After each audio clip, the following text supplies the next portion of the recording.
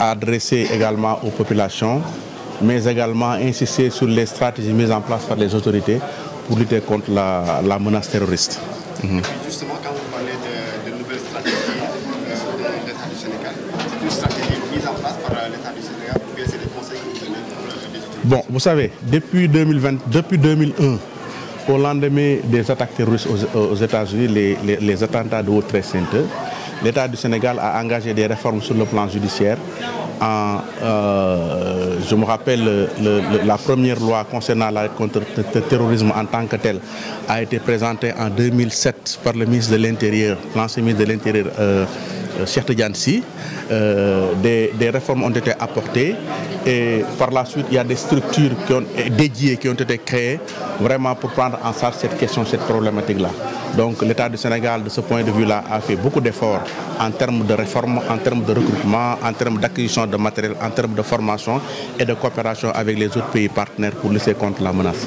Monsieur, est-ce que vous avez contextualisé votre livre par rapport à la sociaux, Bon, je n'ai pas tellement insisté sur les problèmes politiques.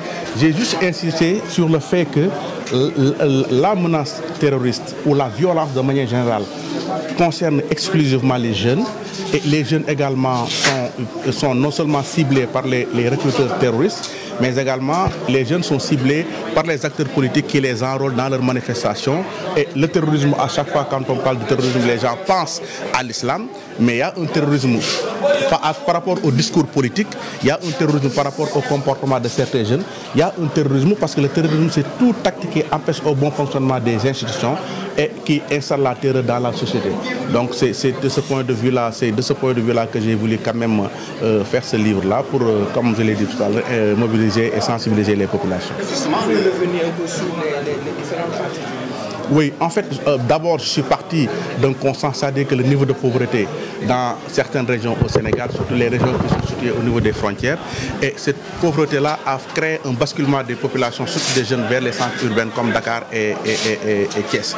Et maintenant, les jeunes qui sont concentrés dans certaines régions, vous n'êtes pas sans savoir qu'aujourd'hui, le département le plus pauvre du Sénégal, c'est le département de Keur Massar avec 53 000 pauvres. Comme vous l'avez vu, ce basculement des populations des zones rurales vers les centres-villes a créé le phénomène des Jakarta. Il y a un boom des Jakarta au Sénégal. Les Jakarta sont non seulement utiles vraiment pour la mobilité urbaine et les transports et certaines activités, mais les agresseurs également utilisent ces mêmes outils pour faire des opérations. Vous n'êtes pas sans savoir également ce qui se passe à Dakar. À chaque après-midi, si vous allez au niveau des plages, vous voyez des jeunes entre 17 ans et 18 ans qui espèrent pouvoir gagner leur vie en devenant des lutteurs. Et dans toutes les rues de Dakar, du matin au soir, vous voyez un profil de jeunes, des jeunes âgés entre 15 ans à 25 ans, qui sont des marchands ambulants, qui courent entre les véhicules, dans les autoroutes, dans les routes et dans les quartiers pour avoir des revenus. Le problème, c'est que ces jeunes-là, à travers ces activités-là, ne peuvent pas avoir des revenus dans le long terme. C'est pourquoi j'ai lancé un appel à l'État du Sénégal pour prendre en charge la question des jeunes, parce que les terroristes visent les jeunes, les groupes terroristes s'activent dans les régions où il y a la pauvreté, les terroristes visent les populations pauvres qu'ils enrôlent, qu'ils utilisent pour passer à actes et pour poser des actes de violence. Justement, le Sénégal est jusque-là épargné par le phénomène terroriste, même si voilà, il y a une ceinture de feu autour du Sénégal. Aujourd'hui, pourquoi le besoin d'alerter à ce moment précis? Oui, parce que tout simplement, d'abord, si vous faites la remarque, le Mali est contaminé. Le Mali fait frontière au Sénégal, la Mauritanie est contaminée, la Mauritanie fait face au Sénégal. C'est pourquoi nous Sénégalais, moi en tant que journaliste, je me suis dit que je dois quand même participer à travers mes écrits, participer à cette sensibilisation-là, parce que nous ne devons pas attendre que le mal s'installe, que des actes violents s'opèrent pour mobiliser les Sénégalais.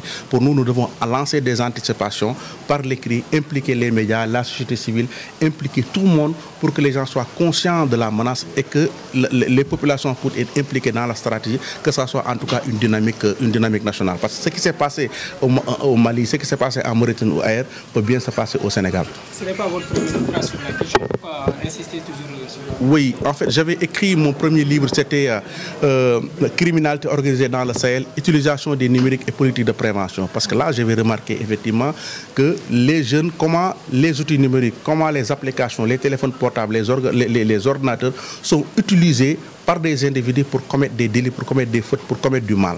Le second livre s'appelle Les Sénégalais de Boko Haram. Bon, je l'avais sorti en pleine Covid, c'est pourquoi je n'ai pas organisé de lancement. Beaucoup de gens n'ont pas lu l'ouvrage. Dans ce livre-là, je suis revenu sur l'affaire, comment les jeunes qui étaient partis au Nigeria, comment ils partaient d'abord, comment ils organisaient leur déplacement, leur voyage, comment ces voyages étaient financés et comment ils faisaient pour rentrer et le pourquoi ils ont été arrêtés jusqu'à l'aboutissement de cette affaire par un procès sanctionné par une condamnation de quelques jeunes et de l'imam Daou qui a par la suite été libéré. Les jeunes qui sont dans le désert ne sont pas dans le risque d'être récupérés par les terroristes?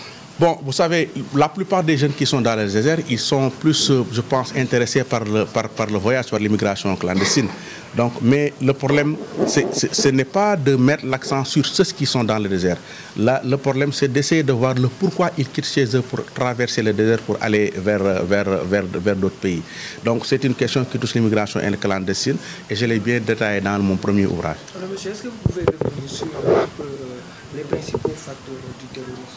Bon, vous savez, d'abord, il faut que les gens comprennent le sens du terrorisme. Le terrorisme, ce n'est pas lié exclusivement à l'islam. La plupart des gens, quand vous parlez de terrorisme, ils pensent à l'islam. Or, la loi sénégalaise parle d'actes terroristes. N'importe qui peut commettre un acte terroriste. L'acte terroriste, c'est tout acte qui empêche le fonctionnement normal des institutions. C'est tout acte qui installe la terreur, la peur dans la société. La loi sénégalaise condamne ça, mais elle condamne également toute personne qui a des liens avec ces entreprises terroristes-là. Parce que quand on parle d'entreprises terroristes, il y a d'abord une idéologie, il y a un financement, il y a des recruteurs, il y a des opérations, il y a tout un lien, tout un groupe qui fait que le législateur l'a qualifié d'entreprise terroriste. Au Sénégal, le problème, c'est que ce que nous avons remarqué, c'est que les jeunes qui sont partis au Nigeria, par exemple, c'est des jeunes qui sont issus des localités pauvres. Et c'est des jeunes qui n'avaient pas eu de travail. C'est des jeunes qui étaient des chômeurs pour la plupart. D'autres, ils étaient des bénévoles ou bien ils s'activaient dans le secteur informel sans avoir de réels revenus consistants leur permettant de vivre aisément dans la société. Selon la loi, le terrorisme, c'est tout acte qui perturbe le fonctionnement normal des institutions et des organisations. C'est ça le terrorisme. Maintenant, il faut essayer d'analyser les actes. Si M. X a commis un acte terroriste, vous rapprochez l'acte par rapport à la définition de la loi, là c'est facile. Il ne faut pas que les gens pensent que, c'est vrai, le Boko Haram, AQMI, Moujao, l'État islamique Daesh, c'est des organisations terroristes islamiques. Mais il y a des organisations terroristes politiques, qu'ils soient au Sénégal ou ailleurs, ils sont jugés, du moins ces organisations, elles sont jugées par rapport aux actes qu'ils posent. C'est pourquoi, quand on parle d'actes terroristes, ce n'est pas par rapport uniquement à l'islam, c'est par rapport aux activités, aux actions, aux actes de violence posés par ces organisations-là.